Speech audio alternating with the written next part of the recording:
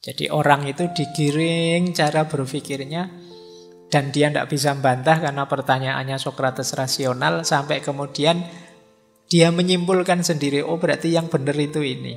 Nah, terus dipuji oleh Sokrates. Nah, itu gayanya dia. Jadi dia memang gayanya seperti orang yang tidak tahu apa-apa, padahal pinternya luar biasa. Oh, ini sulit bikin gaya kayak gini. Kebalikannya kita hari ini. Kalau kita kan baru ngerti sedikit, gayanya kayak ngerti segala hal. Apa saja dikomentari. Wong ndak pernah nonton sepak bola aja bisa loh komentar maki-maki sepak bola. Itu kan luar biasa. Assalamualaikum warahmatullahi wabarakatuh. Kembali lagi di channel saya Filsafat Online. Kali ini kita akan ngaji filsafat bersama Pak Fardin Faiz dengan tema metode dialog Sokrates. Episode pertama. Sebelum kita mulai, mari kita baca basmalah bersama. Bismillahirrahmanirrahim. Tanpa berlama-lama, mari kita mulai. Bismillah, kita mulai. Istilahnya yang populer memang Socratic Method, metode gaya Sokrates. Jadi Socrates Method ini ya dialog tadi. Dialog itu dari dua kata, dia dan logos. Dia itu artinya melintas, menyeberang. Saya ngobrol dengan dia itu yang di sana. Jadi kalau logos itu nalar, kata-kata. Jadi dialog itu berarti lintas nalar, lintas gagasan, lintas ide. Baik. Bentuknya ngobrol. Jadi jangan salah, bukan kok kemudian Sokrates buka forum perdebatan atau buka forum dialog, enggak. Ngobrol saja, nongkrong di, kalau Sokrates ya biasanya di agora, itu di satu tempat di pasar yang siapa saja bisa ngumpul di situ nongkrong bareng-bareng. Kalau saya membayangkan hari ini kalian bisa di semacam apalah kafe atau warung atau apa melakukan itu.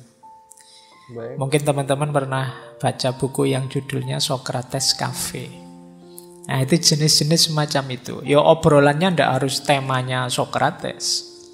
Saya bilang tadi ndak banyak gagasan-gagasan genuine originalnya Sokrates. Justru yang genuine ya modelnya. Yaitu model dialog ini. Jadi dari kata-kata dialogos bentuknya ngobrol, berdebat, menanyakan, mempertanyakan, ketemu bareng-bareng, menemukan jawaban bareng-bareng atau menyepakati kebenaran bareng-bareng. Jadi orang itu digiring cara berpikirnya dan dia tidak bisa membantah karena pertanyaannya Sokrates rasional sampai kemudian dia menyimpulkan sendiri, oh berarti yang benar itu ini. Nah, terus dipuji oleh Sokrates. Nah, itu gayanya dia. Jadi dia memang gayanya seperti orang yang tidak tahu apa-apa, padahal pinternya luar biasa. Oh, ini sulit bikin gaya kayak gini. Kebalikannya kita hari ini. Kalau kita kan baru ngerti sedikit, gayanya kayak ngerti segala hal. Apa saja dikomentari. Wong ndak pernah nonton sepak bola aja bisa loh komentar maki-maki sepak bola. Itu kan luar biasa. Nggak pernah nonton bulu tangkis bisa komentar marah-marah tentang bulu tangkis. Jadi ngerti sedikit merasa tahu banyak hal. Kebalikannya Sokrates, dia ngerti sangat banyak hal tapi gayanya kayak nggak ngerti apa-apa. Dan ini menguntungkan. Kalian ngeri kalau ketemu musuh seperti ini kan. Tapi bahagialah kalau punya teman seperti ini. Jadi dia ndak hanya minteri kita tapi membuat kita pintar. Ini ada jarak yang jauh antara minteri dan memintarkan. Kalau minteri itu memanfaatkan kepintarannya untuk kepentingannya sendiri atas kita, itu minteri. Mentang-mentang pinter, wah kita didominasi oleh dia, pokoknya harus manut saya, harus ikut saya. Ini namanya minteri. Kalau memintarkan itu ya ndak cuma nyekoi gagasan biar dia tergantung sama kita, tapi membuat kita cerdas sampai dia mandiri bisa berpikir sendiri. Kalau ada yang malam hari ini posisinya adalah ustadz, guru, pendidik, jadilah guru yang memintarkan, bukan minteri. Jadi minteri itu memanfaatkan ilmunya untuk kepentingan dirinya. Baik. Nah, jadi bentuknya percakapan, perdebatan, bertanya, mempertanyakan. Jadi bertanya itu karena memang belum tahu. Kalau mempertanyakan itu sudah ada jawabannya, tapi saya kok ragu-ragu. Itu mempertanyakan. Masa iya sih begitu? Terus menyepakati jawaban. Oh, mungkin yang benar ini. Efeknya menarik. Gaya dialog semacam ini. Yang pertama jelas orang bisa seperti itu pasti sudah tumbuh dalam dirinya kesadaran. Sadar bahwa dia perlu yang benar, sadar bahwa aku ini tidak selalu benar. Baik. Ngajak dialog orang yang belum sadar itu akhirnya tidak dialog pasti, akhirnya mesti gegeran. Karena dia menganggap dirinya sudah pasti benar. Kalau ada orang yang merasa dirinya sudah pasti benar, jangan diajak dialog. Oke. Akhirnya yo mangkel kamu. Diberi argumen apapun ya mental. Kamu beri alasan apapun tidak akan masuk. Jadi dialog itu perlu kesadaran, keterbukaan bahwa ada banyak hal yang aku belum tahu. Aku juga tidak mesti benar. Nah ini orang mau dialog. Tapi kalau sudah mantep, yakin benar dengan kebenarannya, ya jangan dialog tentang kebenaran itu. Mungkin dialog tentang gimana nih, kita berbeda nih, caranya biar kita tidak gegeran gimana itu boleh. Tapi kalau tentang kebenarannya sulit sudah. Oke. Jadi kalau Sokrates mengajarkan ya diawali dari kesadaran. Sadar bahwa jangan-jangan saya keliru. Jangan-jangan aku tidak pas, tidak cocok, salah masihan. Nah, ada kesadaran ini. Tambah banyak dialog gaya Sokrates ini, tambah sadar aku bahwa kekuranganku banyak. Baik. Ternyata banyak hal yang aku tidak tahu ya. Nah, itu tambah punya kesadaran ini. Teman-teman boleh sering-seringlah diskusi, sering-seringlah baca apapun itu. Nanti teman-teman akan tambah sadar, ternyata banyak sekali yang saya tidak paham. Oke. Banyak sekali yang saya tidak tahu. Mungkin selama ini kita merasa sudah pinter karena kita membatasi diri untuk terbuka terhadap apapun materi, apapun sumber. Buku yang enak ya buku ini Pak. Buku yang penting ya buku ini Pak. Itu kan terus kita jadi sempit. Selain buku itu ya tidak kita baca. Selain model berpikir semacam itu tidak kita jelajahi. Akhirnya kita, ya kalau peribahasanya seperti katak dalam tempurung. Seolah-olah dunia itu hanya seluas itu saja. Yang di luar itu tidak. Nah, sekarang latihan ya. Tumbuhkan kesadaran bahwa aku belum tahu. Ini mungkin bisa mengatasi banyak masalah hari ini. Masalah hari ini itu kan era digital ini ada istilah, ada disrupsi namanya noisy. Noisy itu rame tapi tidak ada isinya. Ribut sekali tapi tidak ada mutunya. Itu diantara disrupsi digital. Dan itu menghabiskan waktu, menghabiskan tenaga, menghabiskan pikiran, tapi tidak manfaat. Kenapa bisa begitu? Banyak muncul orang yang tidak sadar bahwa aku ini tidak tahu segalanya. Bahkan yang aku anggap tahu pun mungkin masih banyak hal-hal yang masih misteri. Saya dari sekian ratus, sudah berapa sesi filsafat itu, yang ngaji filsafat kita itu sampai detik ini saya itu masih merasa banyak sekali pikiran-pikiran para filosof yang saya harus baca lagi, saya harus mendalami lagi. Kenapa bisa begitu?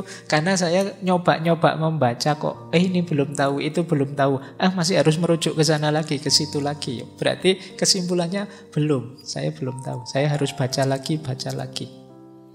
Bahkan mungkin tema tertentu kalau hari ini diulang, saya jamin beda dengan ketika saya menjelaskan di sesi sebelumnya. Kenapa? Sekarang wawasanku tambah. Karena saya baca lagi, itu pun saya merasa masih belum. Ini masih bisa ditarik ke sana, masih bisa ditarik ke sini. Nah, itu enaknya merasa tidak tahu. Tapi kalau kalian merasa tahu, selesai. Sudah tahu, sudah Pak. Sudah paham, sudah Pak. Selesai kan? Coba kamu jawab belum. Mesti yang belum yang mana, nanti bisa digali lagi. Nah, jadi nanti kalau ada dosen ngajar apa guru mau ngajar terus tanyanya, sudah paham? Jawaban belum. Belum Pak, tapi dilanjutkan besok saja, jangan sekarang. Sekarang pulang dulu, sudah capek. Jadi jangan merasa sudah tahu, jangan merasa sudah paham, biar kamu tidak mandek. Oke. Dan itu dipraktekkan oleh Sokrates dengan metode dialognya. Yang kedua, efeknya jelas. Orang menemukan sendiri kebenaran. Tidak dicekoi, tidak dijejali. Karena dia mikir. Karena tidak semua orang pintar berpikir, maka Sokrates ini tugasnya mengarahkan saja. Nuntun orang, temukan sendiri, dia nuntun. Makanya metode ini sering disebut seperti metodenya bidan. Lahirnya pengetahuan itu seperti lahirnya bayi. Lahirnya bayi itu kan yang melahirkan ibunya, bukan bidannya. Bidan itu hanya nuntun kelahirannya biar lancar. Nah, Sokrates ini karena ibunya bidan, itu dia memposisikan diri, tugasku itu hanya seperti bidan saja. Jadi bantu orang melahirkan, menemukan kebenarannya sendiri. Nah, jadi yang kedua ini, sisi pengetahuan yang lahir. Kamu kan lebih bangga kalau kebenarannya kamu temukan sendiri. Kalau sekedar ikut yang disampaikan orang, ya tidak terlalu membanggakan. Kamu misalnya ngomong daki-daki terus temenmu bilang, itu dari Pak Faiz kemarin toh. Itu kamu sudah mengkeret, sudah kan? Iya, bukan dari saya. Tapi coba itu buah pikiranmu sendiri, kamu akan lebih bangga. Dan itu yang dilakukan oleh Sokrates. Makanya sering saya bilang, guru pendidik yang luar biasa itu tidak hanya guru yang bisa memahamkan muridnya atau siswanya, tapi guru yang bisa menginspirasi. Menginspirasi itu melahirkan kebenarannya sendiri. Tidak sekedar menghafalkan dan mengulang saja. Nah, jadi kalian juga kalau ngaji seperti ini ya tidak harus kalian hafalkan, kalian telan mentah-mentah. Lakukan penyesuaian, lahirkan kebenaranmu sendiri. Oh, kalau yang seperti itu dalam hidup saya seperti ini Pak situasinya. Nah, itu boleh. Namanya kamu terinspirasi, tidak sekedar patuh, ikut dan mengimitasi. Jadi murid yang bisa mengimitasi gurunya itu luar biasa. Tapi lebih luar biasa lagi kalau dia terinspirasi oleh gurunya dan melahirkan hal-hal baru dan besar. Baik. Jadi Sokrates itu sering pergi keluar ya. Kalau di sini dijelaskan di pasar, tempat perkumpulan orang-orang, dia seringnya berdialog, melakukan percakapan dengan orang-orang yang di situ. Nah, dari dialog-dialog tersebut, dari percakapan-percakapan tersebut, akhirnya orang-orang menemukan kebenarannya masing-masing tanpa Sokrates menggurui, tapi dia dengan metode menanyakan, mempertanyakan sehingga orang tersebut menemukan kebenarannya dan menemukan jawabannya sendiri. Jadi model dialog Sokrates ini adalah model kebidanan tadi ya, dijelaskan bahwasanya kebidanan itu dia tidak melahirkan bayinya, yang melahirkan bayinya itu anaknya, tapi dia hanya membantu untuk melahirkan. Begitu juga Sokrates, dia tidak menggurui orang-orang yang diajak ngobrol, dia tidak meminteri lah, bahasanya itu tidak meminteri, tapi dia hanya membantu dengan menanyakan apa iya, sehingga orang yang berdialog dengan Socrates itu menemukan kebenarannya sendiri. Jadi seperti itu. Oke, kita lanjut. Terus asumsinya adalah, oh itu masih ada ya, efeknya yang lain itu etika dan edukasi. Tentu saja ini dialog langsung yang memerlukan tata krama. Baik. Jadi ketemunya kan bareng-bareng, kemudian berdebat, berdiskusi, ini perlu etik. Jadi selain dapat pengetahuan juga ada pelajaran etik. Bagaimana kita menghargai pendapat orang lain, bagaimana kita ngomong yang tidak menyinggung perasaannya dan lain sebagainya. Ini yang agak kurang hari ini, kedekatan sosial, pertemuan langsung yang intim, yang intens itu hari ini kan banyak berkurang karena dunia kita banyak di dunia maya. Sehingga banyak orang pinter tapi sisi etiknya luput. Banyak orang luar biasa tapi sisi akhlak dan adabnya meleset. Mungkin karena terlalu sering di dunia maya, masuk ke dunia nyata gagap. Oke. Jadi tadi pagi saya dimarahi mahasiswa itu lewat WA. Pak Faiz, saya nunggu Bapak itu sejak jam 9 loh Pak. Ini sudah jam 11. Bapak ada di mana? Ini karena nadanya begitu kan saya harus minta maaf. Wah, mohon maaf sekali wahai mahasiswaku. Jadi oke.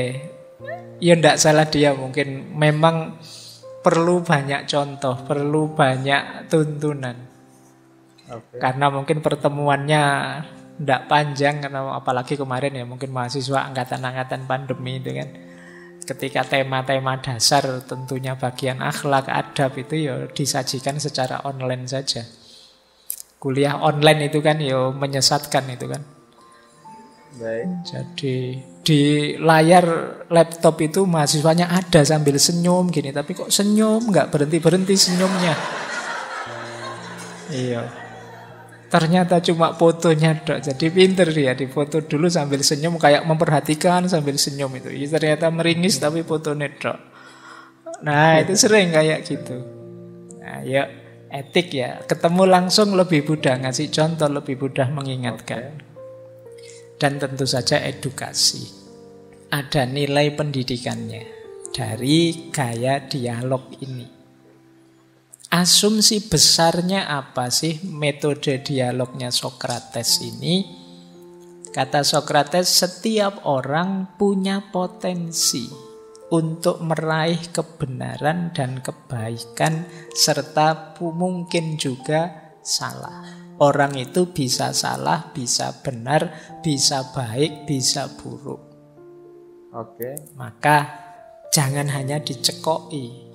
Kadang-kadang kalau cuma dicekoi itu khawatirnya konteksnya ndak pas, situasinya ndak sesuai. Misalnya saya kasih wawasan hidup ini harus apa wis tema ngaji filsafat, harus ikhlas, harus tanpa pamrih, harus apa. Sementara konteks hidupmu hari ini mungkin belum nyampe level itu. Akhirnya kamu menerapkannya secara ndak pas. Begitu kamu nilaimu jatuh, saya ikhlas kok Pak, semuanya sudah tidak. Nah, itu kan konteks. Kamu hanya menelan saja yang saya sampaikan tanpa melakukan penyesuaian. Kamu tidak membacanya versi dirimu, kamu hanya mengimitasi yang saya sampaikan. Padahal kamu punya potensi untuk menemukan kebenaranmu sendiri, untuk menemukan kebaikan yang cocok untuk dirimu. Jadi daripada kamu hanya mengimitasi, menghafalkan, ayo kamu kejar sendiri. Gunakan akalmu, pikiranmu. Kalian pasti mampu, wong Allah memberi fasilitas itu ya untuk semua manusia kok, akal budi itu. Tidak hanya untuk orang tertentu. Hanya saja mungkin ada yang mengasahnya serius, ada yang tidak terlalu serius mengasahnya. Sehingga kapasitasnya berbeda-beda. Kalau kalian mau ya pasti bisa kok. Setiap orang punya potensi, itu bagian dari pemuliaan Allah pada manusia. Itu bagian dari walakot karomna bani Adam. Dan sungguh telah kami muliakan bani Adam itu. Jadi semua orang itu berharga, mulia. Punya hak, punya potensi untuk berpikir dan menemukan kebenarannya sendiri.